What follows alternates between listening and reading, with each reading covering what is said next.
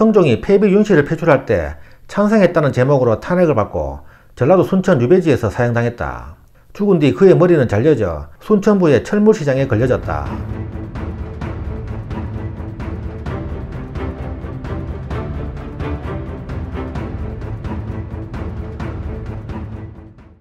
소학동자 한헌당 김갱필 편입니다.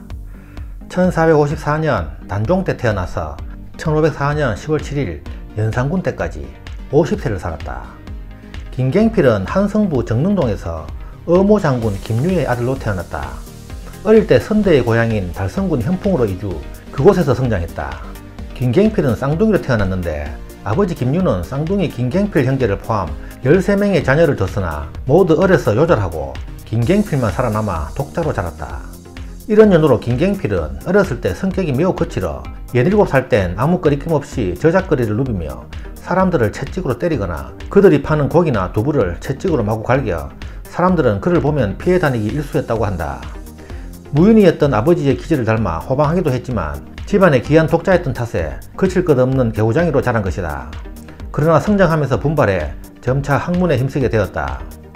18세인 1472년 경남 합천군에 사는 순천 박씨 가문으로 장가를 들었다. 처가 주변 계층 건너 지동이라 부르는 작은 바위 아래에 조그마한 서재를 지은 후 한헌당이라 이름을 짓고 김갱필은 이를 자신의 호로 삼았다. 20세인 1474년 김갱필은 운명적인 만남을 한다. 합천 바로 옆이던 함양에 군소로 와있던 전필제 김종직을 찾아가 제자가 된 것이다. 전필제는 기뻐하며 소학을 건넨 뒤 훗날의 대성을 기대했다. 김갱필도 스승의 당부를 명심하고 그때부터 소학 공부에 몰입한다. 소학은 아동들을 가르치기 위해 주자의 제자 유자진이 편찬한 것으로 김갱필은 소학을 읽다가 깨닫고는 이런 시를 지었다. 글을 읽어도 천기를 알지 못했더니 소학에서 지난날의 잘못을 깨달았네. 이제부터는 마음을 다해 자식 도리를 다하련다. 어찌 구구이 가볍고 따스한 가죽옷과 살찐 말을 부러워하리요. 김갱필은 스스로를 소학동자로 자처하였고 사람들은 혹 나라 일을 물으면 소학을 배우는 동자가 어찌 큰 대의를 알겠는가 라고 답했다고 한다. 그는 30세가 되어서야 사서삼경 등을 섭렵하였다. 26세인 1480년 식령과 생원시와 초시에 합격하고 성균관에 들어가 유생으로 수학하였다. 이때 장문에 상소를 올려 원각사 승려의 불법을 다스릴 것을 포함한 척불과 유학의 진행에 관한 견해를 피력하기도 하였다. 30세인 1484년 스승 김종직이 2조 참판에 등용된 뒤 훈구파와 적극적으로 싸우지 않자 김갱필은 이를 비판하였다. 이때 김갱필을 비롯한 김종직의 문화생들은 스승이 훈구파에 맞서 조정을 바로잡아 줄 것이라고 기대했지만 오히려 중직에 임명되자 김종직은 조정에 건의 하나 올리지 않았다.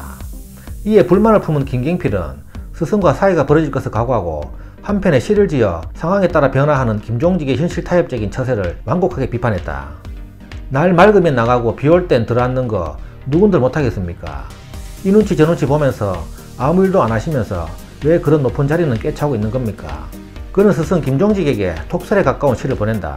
이에 스승 2조 참판 김종직이 칠연절구에 답시를 보낸다. 그러게나 말일세 능력도 안 되는 것이 높은 자리 꿰차 제자에게까지 이런 수모를 받는 걸 보면 왜 벼슬을 하는지도 모르겠구려. 시로 주고받은 글이라 꽤 점잖게 보이지만 이 시 속엔 사제간에 돌이킬 수 없는 유감이 묻어난다. 이후 둘은 사제간의 정을 회복하지 못하고 끝내 죽을 때까지 얼굴 마주하는 일이 없었다고 한다. 김갱필이 38세가 되는 1492년 스승 김종직과 절친 남효원이 모두 사망하는데 연보에는 남효원의 집을 방문한 기록은 나오지만 김종직의 죽음에 대해서는 언급이 전혀 없다. 1494년 경상도 관찰사 이국균의 청구로 40세라는 늦은 나이에 출사하여 남부 참봉에 제수되면서 관직 생활을 시작하였다. 42세인 1496년 군자감 주부에 제수되었으며 곧 사헌부 감찰을 거쳐 이듬해에는 형조 자랑이 되었으나 7개월 만에 사직상소를 내고 고향으로 내려갔다. 44세인 1498년 스승 김종직이 지은 조의제문을 동문 김일손이 실록에 실은 것이 빌미가 되어 연산군에 의해 무호사화가 발생한다. 오랜 고문 끝에 김일손이 김종직의 문인이라고 진술한 명단에 그의 이름이 끼어있어 그도 처벌을 받게 된다.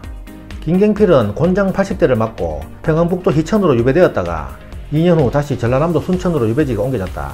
김갱필이 희천에서 유배 생활을 하고 있을 때 정암 조광조를 만나 자신의 학문을 전한다.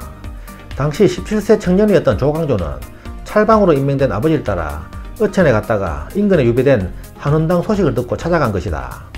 김갱필의 제자답게 조광조 역시 소학을 매우 좋아했다고 한다. 김갱필은 유배지에서도 학문 연구와 인재 양성에 전념하였으며 정여회 등의 친구들이 그를 방문하여 위문했다.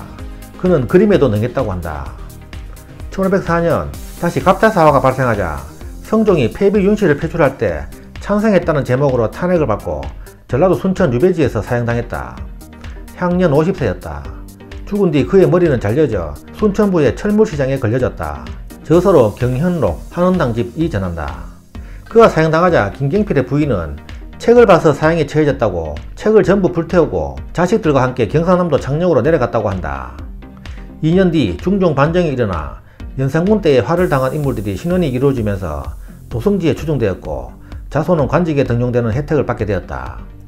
이후 살인파의 개혁정치가 추진되고 조광조를 비롯한 그의 제자들의 정치적 성장으로 그의 업적이 재평가됨에 따라 1517년 의정부 의정에 추중되었다. 이후 1575년 의정부 영의정에 추중되었고 1577년에는 문경이라는 시호가 내려졌다. 1610년 대간과 성균관 및 각도 유생들의 지속적인 상소에 의해 정력창, 조광조, 이연적, 이황과 더불어 동방오현으로 성균관 문묘에 종사되었다. 아산의 인산서원, 서흥의 화곡서원, 회천의 상현서원, 현풍의 도동서원, 순천의 옥천서원에 배양되어 있다. 김갱필은 정여창, 정암조광조, 회제 이연적, 태계 이황 등과 더불어 동방오현으로 한원당은 이들 오현 중 다시 천벌에 꼽히는 수현이다. 대구 달성군 도동서원에 가면 기둥 밑편에 종이로 된 흰 띠를 볼 수 있는데 이것이 바로 수현의 표시라고 한다. 도동서원에는 하마비가 없는데 말을 타고 서원 인근을 지나다가 이 상지를 보면 말에서 내리기 때문이다. 김갱필은 정봉주, 길재, 김숙자, 김종직으로 이어지는 우리나라 유학사의 정통을 계승하였고 태계 이황은 김갱필을 근세도학의 조종이라 추앙하였다. 김갱필의 학문은 그의 제자 조광조를 통하여 백인걸, 율곡이, 김장생, 송시열로 이어져 서인학파를 이루게 된다. 한원당 김갱필의 묘는 대구광역시 달성군 도동서원 뒤편에 있으며 그의 묘소 뒤에 부인 순천 박씨의 묘가 있다. 지금까지 한원당 김갱필 편이었습니다. 감사합니다.